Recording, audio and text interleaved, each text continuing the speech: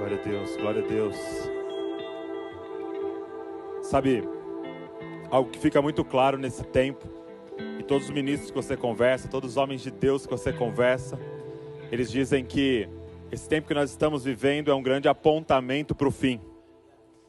É um grande apontamento para o aparecimento do Messias, para a volta do Cristo amado que a gente tanto deseja. Sabe, esse tempo tem nos despertado para uma pergunta como igreja: será que nós estamos preparados? Porque a verdade é que este não é o fim, mas esse tempo aponta para algo que está por vir. O reino de Deus está próximo, meu irmão. Cara, ele está próximo de chegar, ele está próximo de vir.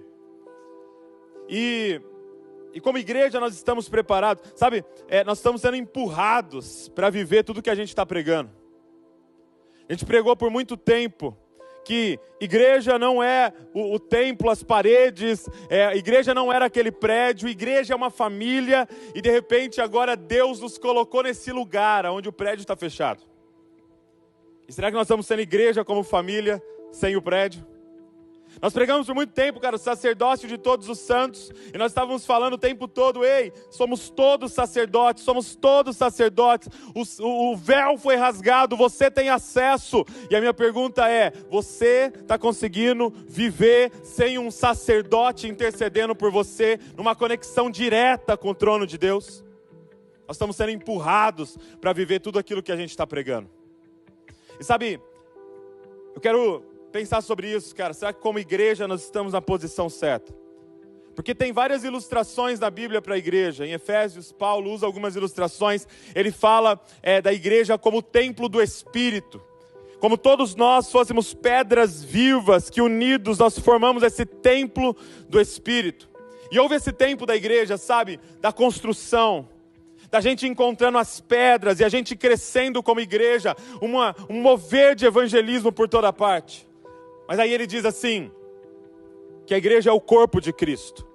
E houve esse tempo também em que a igreja, como corpo de Cristo, entendeu sua função, entendeu que precisava trabalhar, e teve uma geração, cara, que trabalhou mais do que todos, que deu a vida pelo reino, pela igreja.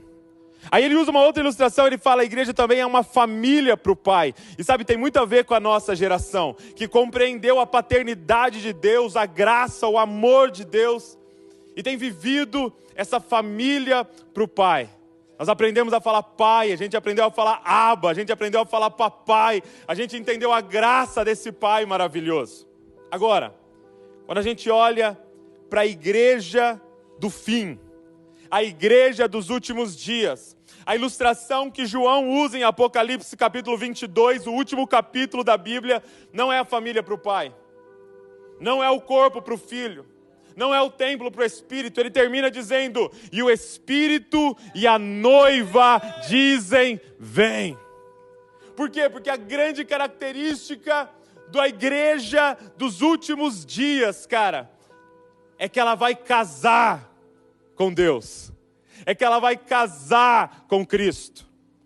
Cara, a grande característica da igreja dos últimos dias é o seu amor intenso por Jesus, é o seu coração que queima pelo noivo, cara. Cara, você está queimando de amor por Ele? A figura que Ele traz para nós é de um noivo e uma noiva, e nós como igreja somos essa noiva. E sabe, casamento, ele fala de algumas coisas. Casamento fala, por exemplo, de fidelidade. Eu sou casado com a Val, e como marido da Val, eu espero dela fidelidade. Agora, eu diria para você que fidelidade não é a prioridade do relacionamento, cara. Fidelidade não é a prioridade de um relacionamento. O que eu mais quero é o coração da Val. E cara, Alan Hood escreve no seu livro Excelências de Cristo algo incrível. Ele fala assim: sabe qual é uma das maiores tragédias de um casamento? Fidelidade sem afeição.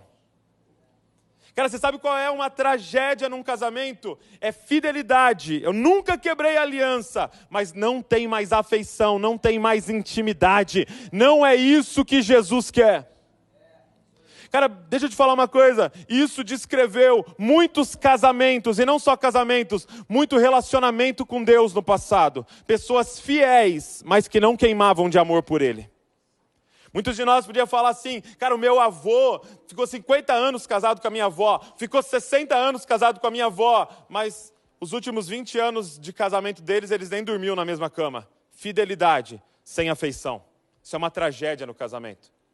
Agora, a nossa geração está vivendo uma tragédia inversa.